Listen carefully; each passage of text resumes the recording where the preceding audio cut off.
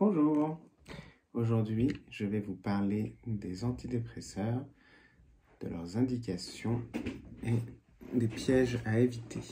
Les antidépresseurs sont connus déjà sous le nom d'antidépresseurs. On devrait utiliser plutôt leur nom générique comme par exemple les sérotoninergiques, les noradrénergiques, voire les dopaminergiques, les tricycliques, etc.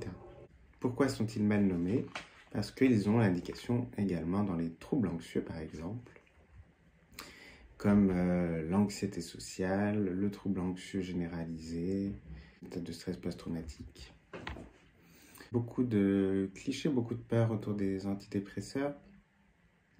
La première peur, c'est la peur de la dépendance, et avec la sensation que lorsqu'on prend des antidépresseurs, on serait condamné à les prendre à vie à cause, et c'est ça qui est important, à cause de la molécule. J'ai déjà dit dans une précédente vidéo, l'antidépresseur, c'est l'équivalent du paracétamol pour la fièvre, c'est-à-dire que ça fait baisser la fièvre, mais si on enlève le paracétamol, la fièvre remonte. Vous allez me dire, dans ces cas-là, ça veut dire qu'on ne peut jamais arrêter le traitement. C'est plus compliqué que ça parce que le cerveau, de la même façon que la fièvre va finir par passer dans le temps, le cerveau, dans le temps, va finir par se réparer et par sortir de l'état dépressif, ce qui va permettre d'arrêter le traitement. Dans certains cas, on entrera dans ce qu'on appelle des dépressions récurrentes, c'est-à-dire des dépressions qui, à l'arrêt de l'antidépresseur, réapparaissent.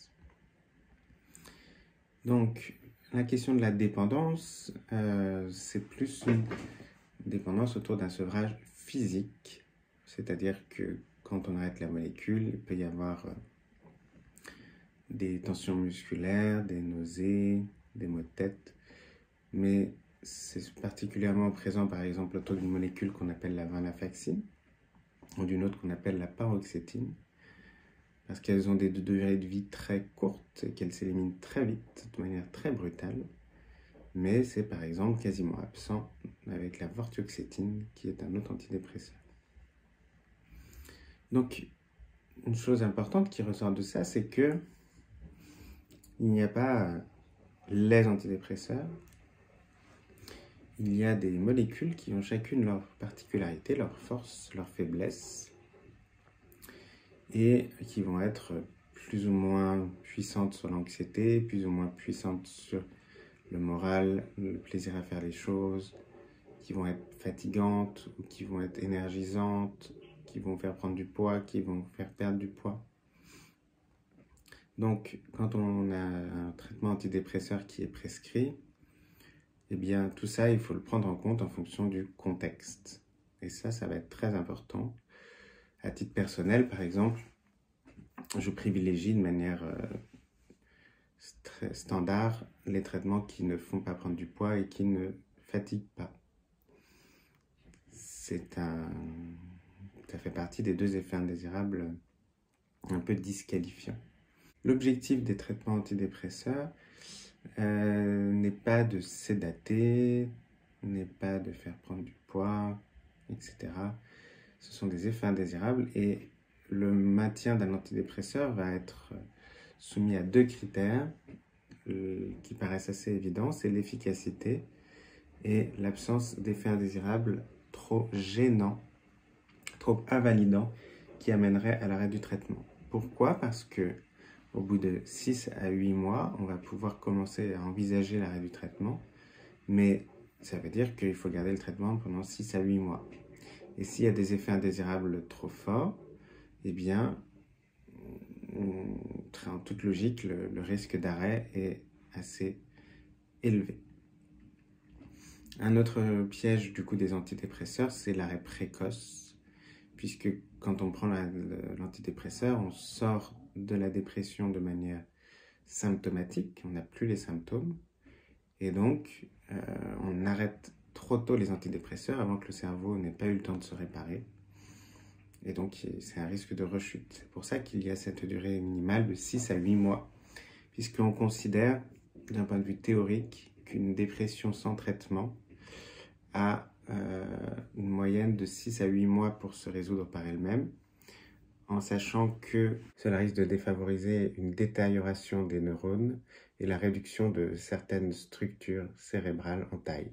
Dans les grandes familles des antidépresseurs, on a par exemple les inhibiteurs de recapture de la sérotonine, qui vont, comme leur nom l'indique, inhiber la recapture de la sérotonine et donc de fait augmenter sa concentration dans la synapse. Donc cette inhibition de la recapture de la sérotonine va être complète au bout de 2 à 3 semaines du fait d'un mécanisme que je ne détaillerai pas ici.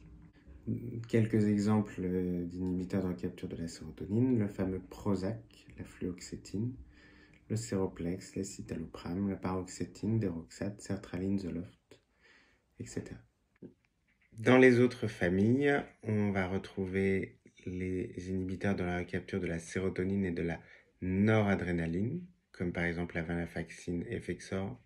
Puis on a aussi le Cymbalta du Loxétine. On va avoir ce qu'on appelle les tricycliques, d'autres familles comme le Norsat, Mirtazapine. Voilà, je ne rentrerai pas dans les détails aujourd'hui.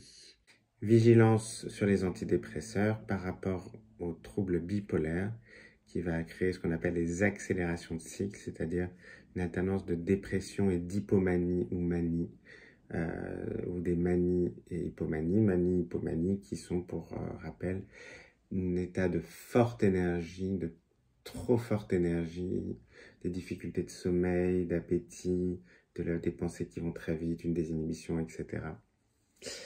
Donc, contre-indiqué, seul, sans régulateur d'humeur, en tout cas dans le trouble bipolaire. L'efficacité des antidépresseurs est aujourd'hui reconnue. On a quelques alternatives comme la luminothérapie, l'électroconvulsivothérapie, la stimulation magnétique transcrânienne, mais également l'activité sportive pour les épisodes dépressifs d'intensité qu'on va dire légère. Voilà, pour récapituler, les antidépresseurs, molécules qui ne doivent pas être prescrites à la légère, qui doivent être prescrites dans le cas d'un épisode dépressif,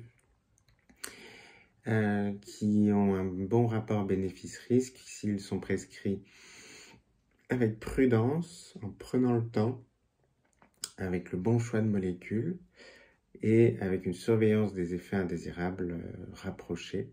Et à titre personnel, dans ma pratique, j'ai pu voir vraiment des changements majeurs sous antidépresseurs, des changements impressionnants avec une amélioration de la qualité de vie importante. Voilà, j'espère que cette vidéo vous aura intéressé. Je vous invite à laisser un like si ça vous a plu et je vous dis à bientôt.